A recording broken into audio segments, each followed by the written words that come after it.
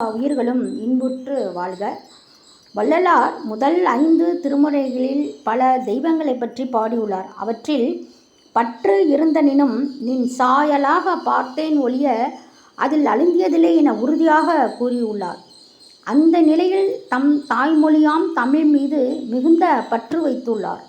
இறைவனையும் மன்னனையும் மையமாக வைத்தே கவிதைகள் வரையப்பட்டன. திரு அருட்பிரகாச வள்ளலார்தான் சமுதாய நோக்கிலும் மக்களை பற்றியும் கவிதைகள் வெளிவர முன்னோடியாக திகழ்ந்தார். எல்லோராலும் பேசப்படுகிற வாடிய பயிரை கண்டபோதெல்லாம் என்ற பாடல் முழுக்க முழுக்க சமுதாய நோக்கில் எழுந்தவை. கலை உரைத்த கற்பனையே நிலை என்ன கொண்டாடும் கண்மூடி பழக்கமெல்லாம் மண்மொழி போக என சுய சிந்தனையை தூண்டும் பாடல்களையும் பாடினார். தமிழ் உலகம் விழிப்புணர்வு பெற முதல் குரல் கொடுத்த கவிதை களஞ்சியம் வள்ளலார் என்றால் மிக இல்லை.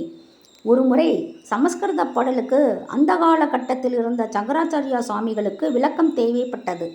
அங்கிருந்த சில புலவர் பெருமக்கள் வடலூர் ராமலிங்க சாமிகள் சிறந்த விளக்கம் அளிக்க வல்லவர் என கூறினார்கள். சங்கராச்சாரியாரும் வடலூர் வந்து வள்ளலாரை கண்டார்கள். வள்ளலாரும் எழுந்து வந்து சங்கராச்சாரியாரை வரவேற்று சொல்லி அனுப்பினால் நானே வந்திருப்பேனே என அடக்கத்துடன் கூறினார்கள். சங்கராச்சாரியார் பாடலை கூறி விளக்கம் கேட்டார். வள்ளலார் அடுக்கடுக்காக செறிந்த பொருளை அழுகுற விளக்கி ஆச்சாரியாரை வியப்பில் ஆழ்த்தினார்கள். மகிழ்ந்த ஆச்சாரியார் நெகிழ்ந்து போய், என்ன இருந்தாலும் மொழிகளுக்கெல்லாம் தாய்மொழி சமஸ்கிருதம் என்பது எப்படி பொருத்தமாக இருக்கிறது பார்த்தீர்களா என பெருமையோடு வள்ளலாரை கேட்டார்கள்.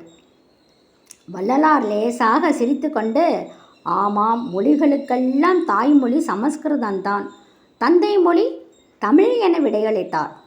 தாய் வளர்ச்சியை கொடுக்கக்கூடியது, தந்தை உயிரை கொடுக்கக்கூடியது. தாயின் கருமுட்டை உயிரற்றது, அது வளர்ச்சிக்கு உதவும் முட்டை. தந்தை வித்து உயிரளிக்கும் சக்தி.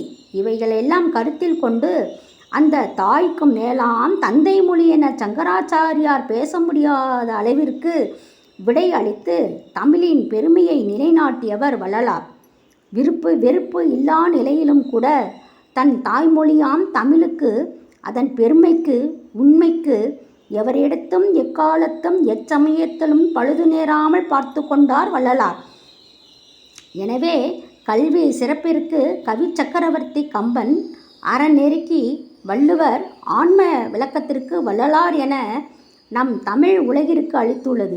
இவை தமிழ் மக்களுக்கு கிடைத்த அமுதம் என உண்டு மகிழ்வோம். திருச்சிற்றம்பலம்.